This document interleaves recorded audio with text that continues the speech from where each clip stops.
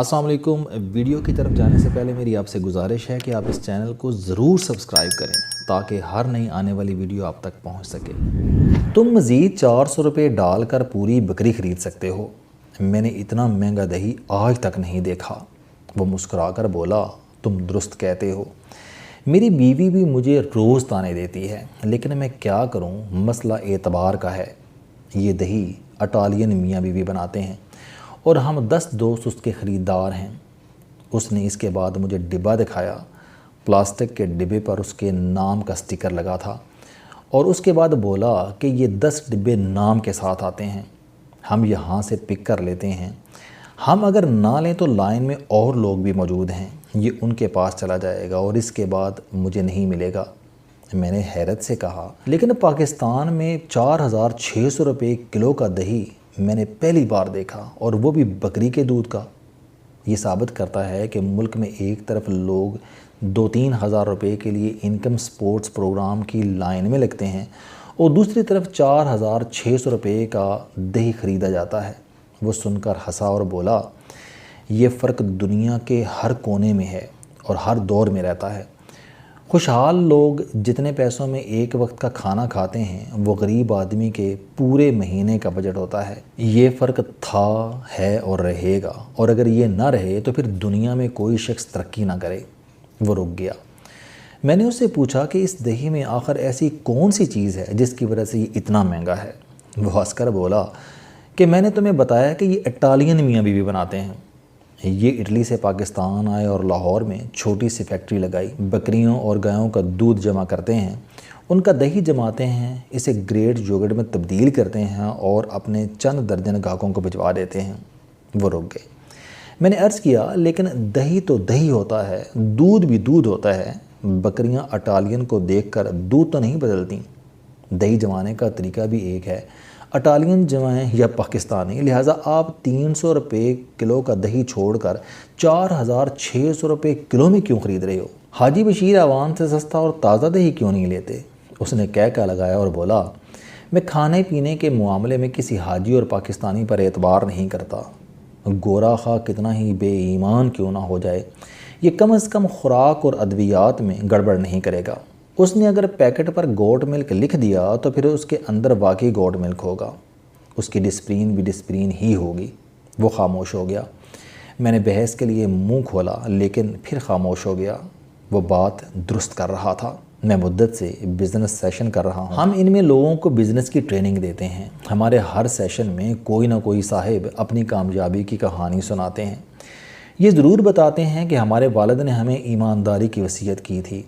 हमें उन्होंने वक्त की पाबंदी, ज़ुबान के भरम, पूरा तोलना और ख़ालिस अशिया बेचने का दर्स दिया था, और आज अल्हम्दुलिल्लाह हम तरक्की कर रहे हैं वगैरह वगैरह। मैं इसके जवाब में अर्ज़ करता हूँ, भाई, यूरोप में किसी बिजनेसमैन को वालिद ख़ालिस अशिया, नाप तोल में बराबरी, बात पर खड़ा होने, वक्त की कदर और ईमानदारी का दर्स नहीं देता। ये सारी खुसूसियात उनकी ज़िंदगी का लाजमी हिस्सा हैं। ये लोग सोच ही नहीं सकते कि बिजनेसमैन बेईमान, झूठा और कम तोलने वाला होगा, जबकि हमें ये खुसूसियात बाकायदा समझानी पड़ती हैं। और हम में से अगर कोई 0.0% लोग अपने वालिद की बात पर यकीन कर लें तो ये कामयाब हो जाते हैं। आप इस मुसलमान माशरे की ट्रेजिडी देखिए। आपको किसी हाजी, किसी मोमन और किसी बुज़ुर्ग पर यकीन नहीं होगा। आप जिस पर यकीन करेंगे अपना नुकसान कर लेंगे, क्योंकि इसके अंदर छुपा दरिंदा बस आपकी चूक का इंतज़ार कर रहा होगा। आपकी चंद सेकंड के लिए आंख इधर उधर हुई नहीं और उसने आप पर वार किया नहीं। हम किस कदर ईमानदार लोग हैं, आप इसका अंदाज़ा आब ज़मज़म, अजवा खजूरों और शहद से लगा लीजिए। कराची के चंद मोमिनीन आब ज़मज़म फ़रोख्त करते थे।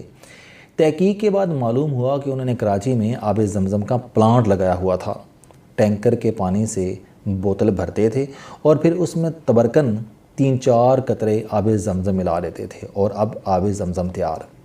पाकिस्तान में इस तरह शक्कर की खजूरों को केमिकल में डालकर अजवा भी बना दिया जाता है। आप लोकल अजवा खा कर देखें, आपके मुंह और ज़ुबान पर छाले निकल आएंगे। ये इस केमिकल का कमाल है जिसके ज़रिए खालिस अजवा तख्लीक की जाती है।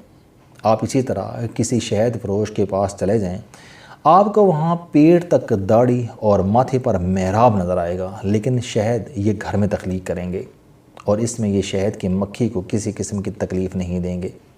میں کافی لور ہوں، لیکن میں نے کافی مکمل طور پر چھوڑ دی۔ ملک سے باہر جاتا ہوں تو کافی پی لیتا ہوں۔ پاک سرزمین پر یہ گستاخی نہیں کرتا۔ اس کی وجہ بہت دلچسپ ہے۔ مجھے چند ماہ قبل پیٹ میں درد اور منہ میں چھالوں کی شکایت ہو گئی۔ میں نے کافی چھوڑ دی تو یہ شکایت ختم ہو گئی۔ میں نے احتیاطاً چیک کرنے کے لیے دوبارہ کافی شروع کی تو شکایت دوبارہ واپس آ گئی، جبکہ یہ شکایت ملک سے باہر نہیں ہوتی تھی۔ تحقیق کی تو پتہ چلا کہ کراچی کے ایک بزنس مین پاکستان میں کافی کے بڑے سپلائر ہیں۔ روسٹڈ کافی بینز پر ٹیکس زیادہ ہے، چنانچہ یہ لاطینی امریکہ، افریقہ اور UAE سے بوریوں میں خام کافی بینز لاتے ہیں، انہیں کراچی میں روسٹ کرتے ہیں اور مختلف پیکٹوں میں بھر کر مختلف کافی شاپس کو سپلائی کر دیتے ہیں۔ ان کی روسٹنگ میں کوئی ایسی خرابی ہے جس کی وجہ سے معدے میں السر پیدا ہونے لگتا ہے۔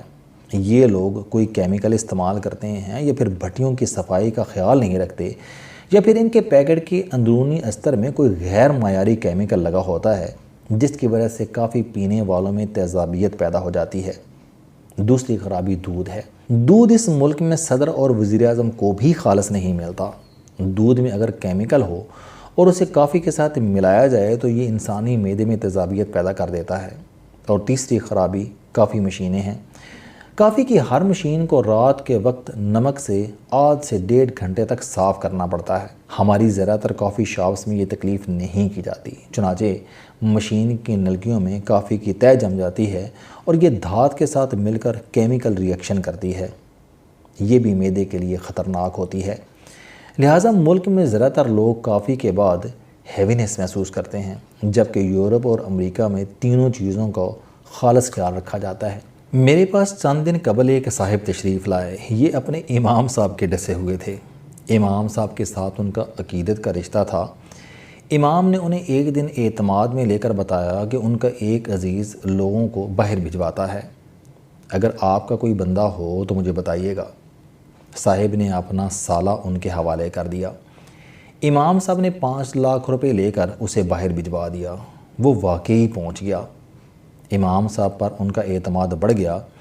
اگلی مرتبہ 3 لوگ دیے گئے، وہ بھی پہنچ گئے۔ تیسری مرتبہ 10 لوگوں کے پیسے جمع کرائے گئے۔ اس کے بعد امام صاحب غائب ہو گئے اور 10 لوگوں کے پیسے اسے ٹھک گئے۔ یوں پیسہ اور ایمان دونوں گئے۔ مجھے ایک دوست نے بتایا کہ میں ایک نیک آدمی سے گائے کا دودھ خریدتا تھا۔ 2 مہینے تک خالص دودھ ملتا رہا، لیکن پھر بیوی نے شکایت کی کہ پتیلی میں پاؤڈر جمع ہو جاتا ہے اور کناروں پر تیل لگ جاتا ہے۔ انہوں نے تحقیق کی تو پتہ چلا نیک دودھ فروش پانی میں ملک پاؤڈر گھول کر اس میں کھانے کا تیل ملا دیتا تھا اور بالائی پیدا کرنے کے لیے اس میں چائنا کا کیمیکل ملا دیتا تھا۔ یوں خالص دودھ تیار ہو جاتا تھا۔ وہ صاحب اگلے دن دودھ لے کر نیک آدمی کے گھر پہنچ گئے۔ گھر والوں نے بتایا کہ مولوی صاحب نماز کے لیے مسجد گئے ہوئے ہیں۔ وہ دودھ کی بالٹی لے کر مسجد پہنچ گئے اور اس کے بعد نیک آدمی کی نیکی پوری مسجد کے سامنے کھول دی۔ مسجد میں انہیں ایک نیا تجربہ ہوا۔ لوگ نیک آدمی کی مذمت کے بجائے انہیں سمجھانے میں مصروف ہو گئے۔ آدھے نمازیوں کا کہنا تھا کہ آپ کو کم از کم مسجد کا احترام تو کرنا چاہیے تھا، جبکہ آدھے آدمی فرما رہے تھے چھڈو جی چھڈو، جانے دیں، دل بڑا رکھیں، برداشت کریں، اللہ کے نزدیک برداشت اور وسعت قلبی کا بہت بڑا مقام ہے۔ وہ صاحب دودھ کی بالٹی مسجد میں رکھ کر واپس آ گئے۔ میں نے سوچا جس ملک میں یہ صورتحال ہو اس میں یہ بیچارہ پاکستانی بکری کا پاکستانی دہی اٹالین سے کیوں نہ خریدے۔